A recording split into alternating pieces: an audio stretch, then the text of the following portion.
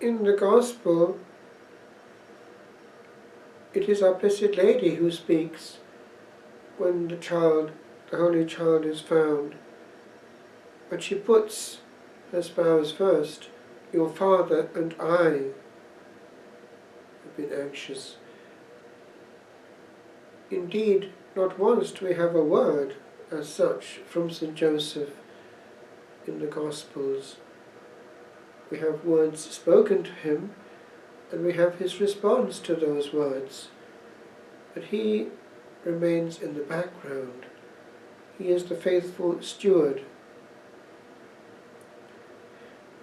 How could he, given his closeness to the Holy Child and to his guardianship of the Blessed Virgin, Purity herself, not have been in great intimacy with the Saviour, with God the Father, and not be one of the greatest saints in paradise?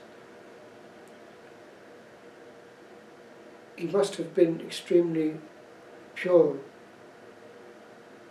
a deeply interior soul, practical, teaching the Holy Child a trade, but quiet.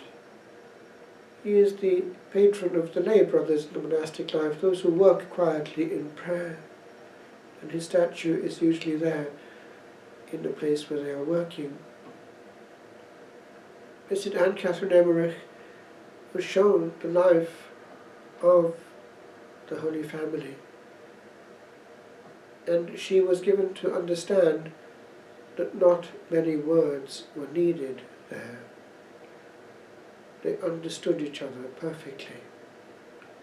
She saw them smiling, but she never actually heard them laughing. So raucous laughter would certainly have been excluded, and they would have been in communion on a deep level, honouring the presence. Interiority helps greatly to honour the presence. Loud noises disfavour union. Even words at times obstruct deep union, both between God and his creatures, and between his creatures and each other. I remember at La Trappe one of those information saying at the weekly Partage d'Évangile, the Gospel sharing, which was preparation for the Sunday, that Nazareth was la première trappe, the first trappe. It must have been quiet there. Work, and work done with dignity. In the monastic life, one is instructed not to confound work with recreation, because the work is a continuation of choir. And as in the desert fathers, while they were weaving their baskets, remained in continuous prayer mode, so too in quiet manual work especially, one can maintain union with the Creator. The time of crisis that we are facing now is an invitation to recuperate something of that simplification and of that interiority that can ensue. Less happening on the outside, giving a chance to have more happening on the inside. The choice is ours. Many will be tempted to even go into more in the virtual, letting the time pass on a screen. Others will see that this is a grace being proposed and offered. Solitude and separation from the superficial and the passing, so as to, like St. Joseph, go inwards and meet. The Lord is waiting for us there. Will we push him aside? Will we kill time with something that fills it automatically? Or take the risk to have a head-on collision with the eyes that are waiting for us in solitude. I was sent, the day before yesterday, a picture of what it seems has just happened in Italy. There is a city, Cosenza, in the south, which is traditionally devoted to St. Joseph, and he appeared on the clouds defending it. It is interesting. Heaven has not forgotten us. St. Joseph, on this day, is close to those who want to draw close to him. For nearly 2 millennia, he was somewhat in the background still.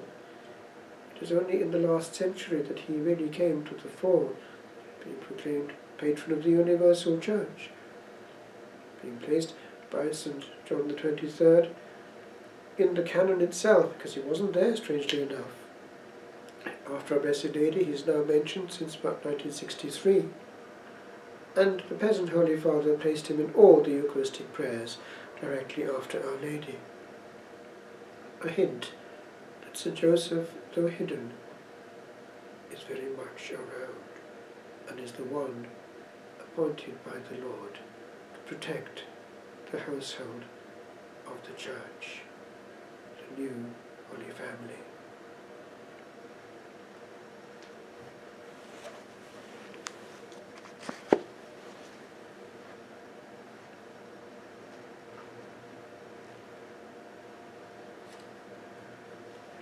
Joseph, our Father and Father of all men, look at this time, look again to thy children, whom in adopting thy Lord thou hast fathered, whom thou hast gathered to be thine own brethren.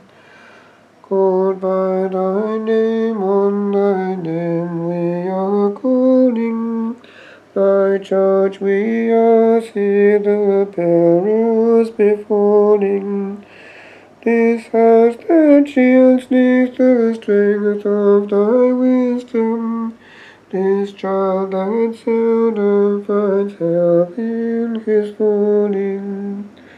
We are thy portion, we are thine own pardon. Walk thou ahead, place our feet where hast trodden. Thine own unheard and unnoticed come guiding. Thy path of hiding where secrets lie hidden. For thou art unknown and was thus in thy living. None but one ere thee saw in thy giving. And 'tis the obscure way that we too would follow, if small as hallow our own deep hid striving.